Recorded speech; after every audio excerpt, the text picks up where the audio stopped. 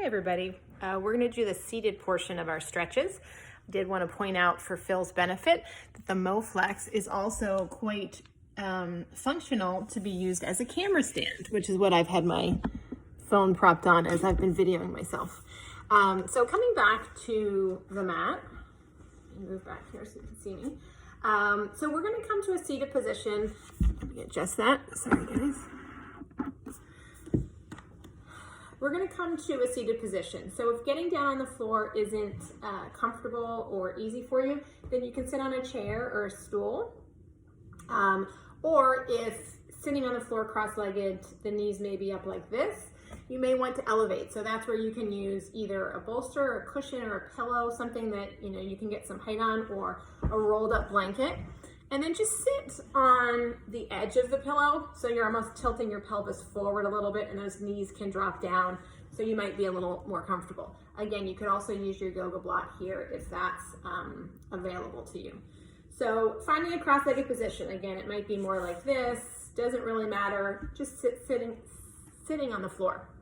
So once you're here, shoulders down, we're gonna walk our hands forward. So just going as far as feels comfortable for you and then swaying from side to side.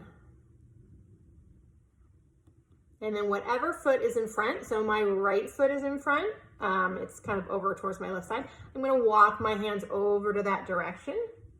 Just sort of walk those right fingertips out as far as they'll go. And then come back to center, coming back up. From here, I'm going to take my left hand, walk those fingertips out until my palm can go flat. Once my palm goes flat, I'll bend the elbow, reach my opposite arm over alongside my ear, and just let your head go here. So let that left ear drop towards the left shoulder, no tension, just feeling a nice stretch through the right side body. Coming back up to center. Now I'm going to take my right hand, walking out, I'm going to bring my left hand to my left thigh or my left hip, walk that right hand out just so that the right shoulder drops a little bit. We'll drop the left ear towards the left shoulder. So feeling a nice stretch through the right side of the neck. Keep your gaze soft. This is an area where a lot of us hold tension. If you carry tension, if you are a jaw clencher, then you probably have tension through your neck. Or many of us carry tension through the shoulders. The side of the neck is actually, can carry a lot. So keeping the same shape, think about that left ear dropping towards the shoulder. Just drop the chin slightly towards the chest. So as you do that, the stretch moves towards the back of the side of the neck. Same thing here, left ear continues to stay towards the left shoulder. Just turn your gaze towards the ceiling, moving the stretch towards the front of the side of the neck.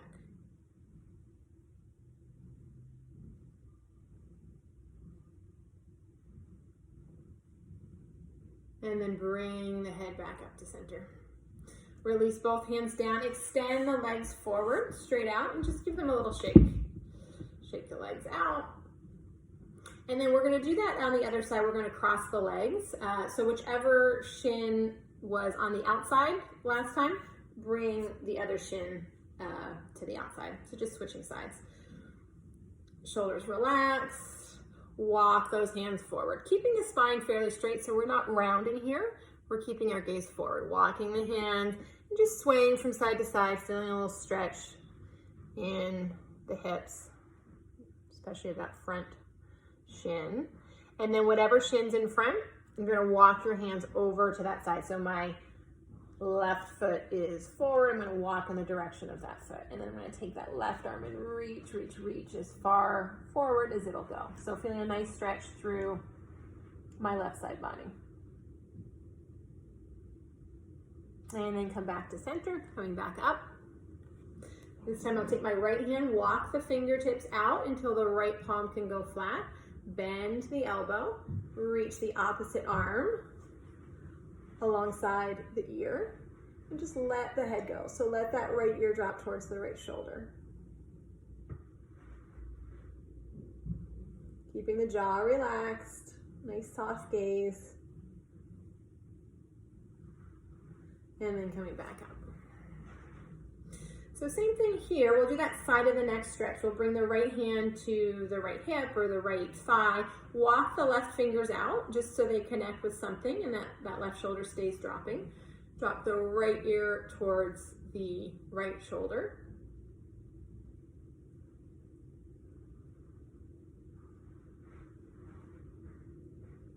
And then keeping that ear dropping towards the shoulder, drop the chin towards the chest.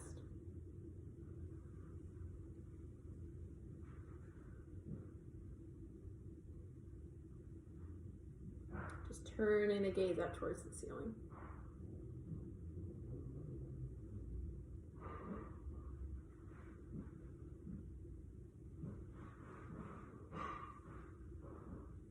And then back to center. Release. So there was one stretch I forgot to do on the other side, so we'll do it on this side. So reach the arms up, turn to one side, bring the hands down. So your front hand may be on the front knee, other hand on the floor, or if you're on a chair, it may be this. Just bringing the hand to the hip, turning in that direction. So just taking a gentle twist. So shoulders stay relaxed, nice tall spine, lifting the heart. Finding a steady gaze. And then we'll come back to center, reaching those arms up, moving to the other side. Again, shoulders stay relaxed. Nice steady gaze. You can turn over your gaze over the back shoulder if that's accessible, or just turn out to the side. And then come back to center. So from here, we're gonna grab our strap or our scarf, whatever you have, maybe a belt, something that you can grab onto. So I'm gonna bring my hands wide. Most of us will bring them wider than the shoulders. Shoulder blades are dropping down the back, so we're trying to keep this as a shoulder range of motion. So we're trying not to let those front ribs pop out or arc the low back. So grab onto the strap, wider than your shoulders, and you can adjust if you find the elbows are bending a lot. You can bring the hands even wider. So from here, pull the strap apart with your hands like you're trying to tear it in two. Bring the strap up overhead just until you reach your sticky spot. So that means some resistance. And then bring the strap forward. This time we'll move past that first sticky spot, pushing through, coming a little further back. And forward. And then now taking that strap as far back as it will go. I'm gonna adjust so maybe coming all the way down. And then bringing the strap forward. Coming down with the strap, just giving the shoulders and the arms a break. And then move back a little bit. Then bringing the strap forward again. We'll drop the left hand, lift the right, and then with that left hand, pull back like you're trying to pull the strap behind you as far back as it'll go. And once you've gone as far as you can, pull down with the left hand as if you're pulling the strap towards the floor, and pull up with the right hand. So again, getting a nice stretch through the right side body. And there's a tendency here to drop the neck. Just try and keep a nice neutral neck so you're not pushing the chin forward, keeping the back of the skull in line with the spine. And then come back. Bringing the strap down. Again, relax, releasing any tension. And then coming forward again. Same thing other side. So we'll drop the right hand, lift the left. Pull that right hand as far back as it'll go. And when it can't go back behind you any further, pull down. So pulling the hands away from each other.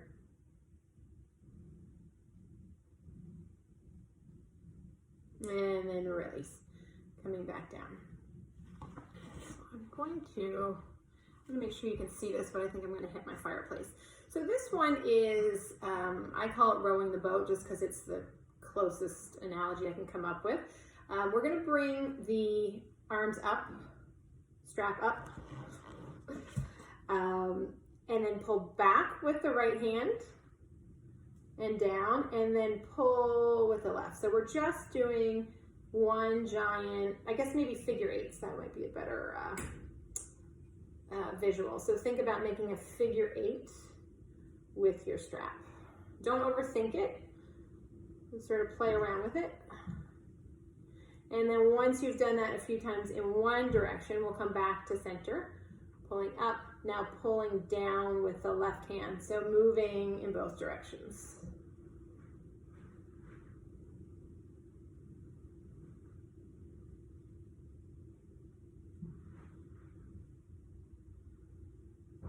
And then release. Bringing the hands to the thighs, shrug the shoulders up to the ears, and roll them down the back. Shrugging the shoulders up to the ears, and rolling them down the back. And then we'll bring those hands forward towards the knees and round. So a lot of people are familiar with doing cat-cow in yoga on your hands and your knees, but you can also do it seated. So just sort of making a C shape with the spine gazing towards your belly. And then drawing back with the hands, arching the back, gazing up, and then rounding. Spreading the space between the shoulder blades, and then pushing the belly forward, gazing up. Doing that a few times, and then coming back to center. So hopefully you found this helpful. It's pretty easy sequence. You can do either the floor portion or the seated portion at any point during the day or before bed if you find that you're tense and holding a lot of tension through the body. So I'll see you soon.